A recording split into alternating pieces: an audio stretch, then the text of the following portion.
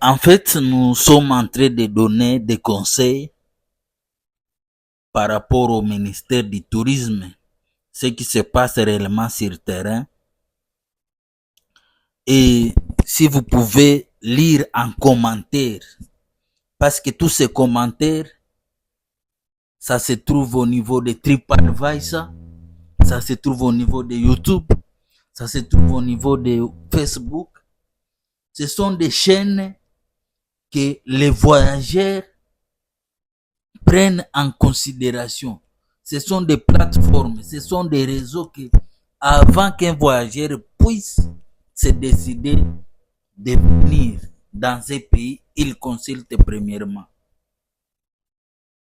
Quand j'ai lu ces commentaires, j'ai failli pleurer intérieurement en me demandant est-ce qu'on réussira le tourisme en République démocratique du Congo.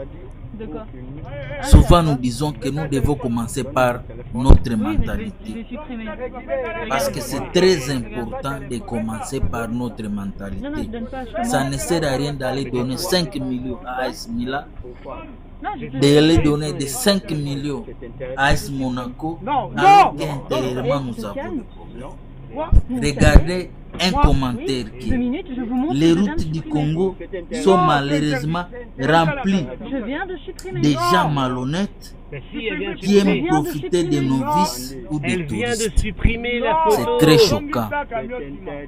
La question est de se poser, est-ce que les ministres provinciaux savent ce qui s'est passé au pont entre les touristes français et des gens qui s'y trouvent? Et vous êtes quoi? Vous êtes la police? Prendre une photo, est-ce que c'est une infraction? Qu'est-ce qu'ils veulent? Et le paiement de la quittance, Ils sont de la police. est-ce qu'ils savent ce qui se passe? Parce que c'est cela des vrais ambassadeurs que nous recherchons. Un client satisfait revient toujours. C'est ce que nous disons lorsque nous enseignons aux gens comment ils peuvent développer le tourisme dans leur territoire. Si vous traitez mal un touriste dans votre pays, sachez que vous avez perdu beaucoup de gens qui sont derrière lui. Oui, touriste, désolé. Des gens qui sont au péage route, qui ont des prix différents. Quelqu'un d'autre dit 12 000, quelqu'un d'autre 30 000, quelqu'un d'autre. C'est quoi au juste? La question, on se demande, est-ce que ces gens-là sont payés? Est-ce que ces gens-là, comment on les recrute? Sur base de quoi? Est-ce que nous ne pouvons pas voir comment les ONG qui sont en RDC, ils cherchent des gens qui sont compétents, des gens qui sont à la place qu'il faut? On nous dit que nous sommes malhonnêtes et que nous voulons profiter. La question, parce qu'on est malhonnête, soit on est mal payé, on cherche à se retrouver.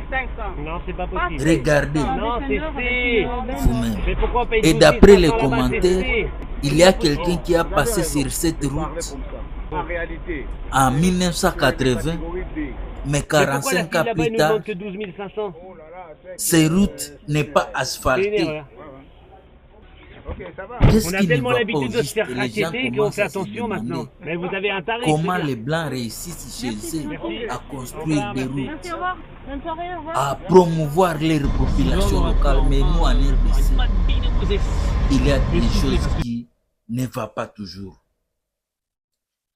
Nous sommes en train de convaincre aux touristes internationaux en leur disant, tant que vous n'avez pas encore visité la RDC, vous ne connaissez pas vraiment l'Afrique. Mais malheureusement, notre mentalité nous trahit. Parce qu'ils n'ont pas vu les grands lacs africains. Ils n'ont pas vu la route de beauté africaine.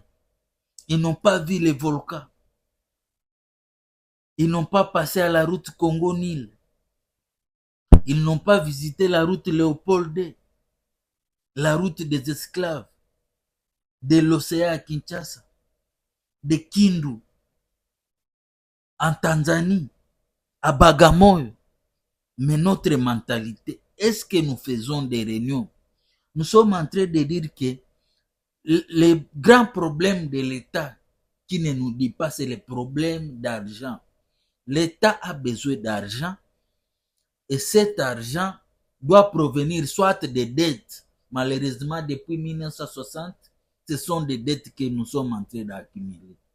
Soit par des taxes et des impôts. Malheureusement, les entrepreneurs étrangers ne peuvent pas nous dire la vérité comme bénéfice.